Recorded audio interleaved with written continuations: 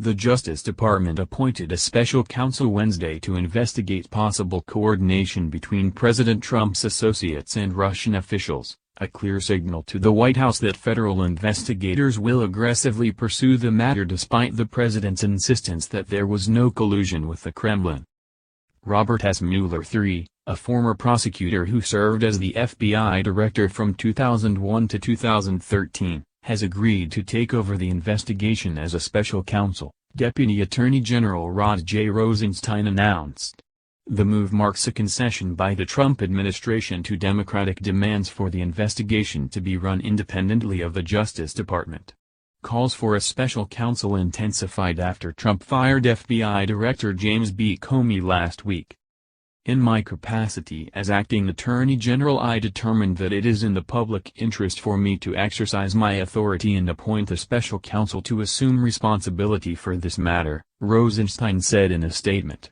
My decision is not a finding that crimes have been committed or that any prosecution is warranted. I have made no such determination. What I have determined is that based upon the unique circumstances, the public interest requires me to place this investigation under the authority of a person who exercises a degree of independence from the normal chain of command.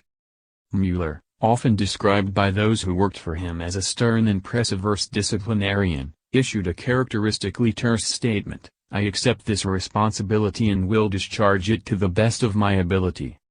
Trump reacted to the news by saying a thorough investigation will confirm what we already know: there was no collusion between my campaign and any foreign entity. I look forward to this matter concluding quickly. In the meantime, I will never stop fighting for the people and the issues that matter most to the future of our country. The White House did not learn of Rosenstein's decision until just 30 minutes before the public announcement was made. Rosenstein called White House counsel Donald Mcgahn at 5:30 p.m. to inform him, at which point Mcgahn walked downstairs from his second-floor office to the Oval Office to notify Trump. Trump summoned his senior staff to the Oval Office, and together they drafted a statement reacting to the decision, coming from the president, that was distributed to reporters shortly after 7 p.m. One senior White House official who was present for the discussions described Trump as unbelievably calm and measured. "I expected him to be ranting and raving, but he was like, 'Fine, let them do what they have to do, but we'll be focused on our agenda,'" said this official, who spoke on the condition of anonymity to describe the private talks. Democrats cheered the announcement as a step forward in resolving the unanswered questions about Russian meddling in last year's presidential election, and whether the president or anyone at the White House has interfered with the investigation. Senator Richard Blumenthal, Democrat Connecticut, said Mueller has the expertise and experience, guts and backbone to uncover the truth. He said Mueller must be given all the resources necessary to pursue the facts wherever they lead, including whether anyone may have tried to obstruct justice.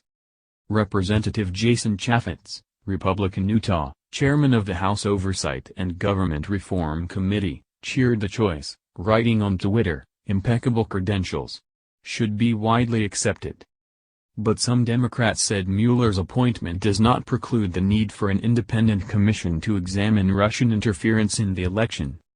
"An independent commission doesn't govern the FBI investigation, an independent commission doesn't make charging decisions," said Representative Adam B. Schiff, California, the ranking Democrat on the House Intelligence Committee, which is conducting its own probe of Russian meddling. "The value an independent commission adds is you have a body that is truly independent of any political consideration, and also has all the resources it needs and a single focus on the oversight of what Russia did, how we need to respond in the future, and it brings that political independence and staff and resources on task. So those are two different needs, and I think they're complementary, not in competition with each other." The special counsel law grants Mueller the authority to probe possible attempts to stymie his investigation. The decision to appoint a special counsel comes a day after revelations that notes taken by Comey in February recount a conversation with the president in which Trump asked him to drop an investigation into his former national security advisor, Michael Flynn. Associates of Comey said he took detailed notes of multiple conversations with the president, and lawmakers are now demanding access to those memos and any other related records held at the FBI. The decision also comes amid intense pressure on the senior official who has been overseeing the Russia probe, Rosenstein, to appoint a special counsel. Rosenstein was put in charge of the Russia probe after Attorney General Jeff Sessions recused himself. Democrats have challenged Rosenstein's impartiality in the Russia probe because he wrote a memorandum initially used as the rationale for Comey's firing. In the memo, Rosenstein said Comey had violated long-standing Justice Department practices in his handling of the investigation into Hillary Clinton's use of a private email server, but shortly after the announcement of the firing, the president said he had decided to fire Comey before he received the recommendation from Rosenstein. Rosenstein is scheduled to brief the full Senate in a closed session on Thursday. Former colleagues said Rosenstein's move may help restore his battered reputation among current and former government lawyers. "He got absolutely pummeled by people that he knows," said a former senior Obama administration lawyer, who spoke on the condition of anonymity to talk candidly. "I think this move, as so often happens in Washington, where there is the opportunity to wash away your sins, was a thorough scrubbing." Under the order signed Wednesday by Rosenstein, Mueller is tasked with investigating any links and/or coordination between the Russian government and individuals associated with the campaign of President Donald Trump, as well as any matters that arose or may arise directly from the investigation and any other matters that fall under the scope of the Justice Department regulation covering special counsel appointments. It wasn't immediately clear from the language of the order where Mueller might draw the lines as to which matters are related to the Russia investigation. That language seems to suggest that Mueller could also take over ongoing investigations into leaks of classified information connected to the Russia probe. As the FBI director, Mueller assiduously discouraged leaks by his subordinates and oversaw investigations that sought to criminally charge leakers of government secrets. If the special counsel believes it is necessary and appropriate, the special counsel is authorized to prosecute federal crimes arising from the investigation of these matters, the order states. Another potential legal complication could arise from the law firm where Mueller worked until his appointment as special counsel. That firm, WilmerHale, has represented Trump's former campaign chairman Paul Manafort, who has been under investigation relating to his work and payments for advising Ukrainian government officials. Officials referred questions about possible recusals on those subjects to Mueller, who didn't respond to requests for comment.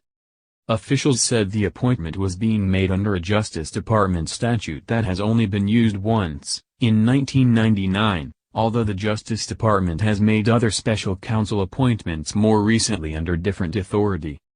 Peter Zeitenberg, who has worked for a past special counsel, called Mueller an inspired choice because he comes to the job with automatic credibility among both parties. "He's nominally a Republican, but he's really not a political person at all," said Zeitenberg, a lawyer now in private practice, who cautioned that such an investigation is likely to take a long time and may not ultimately satisfy the public's demand for a full accounting. "People are waiting for public answers to what happened, but that's not his job.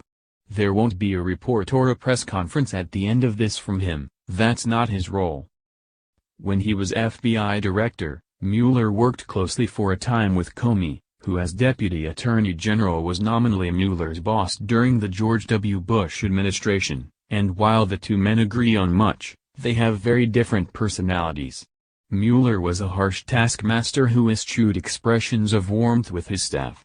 Comey, in contrast, has written holiday greetings to staff that have been described as moving.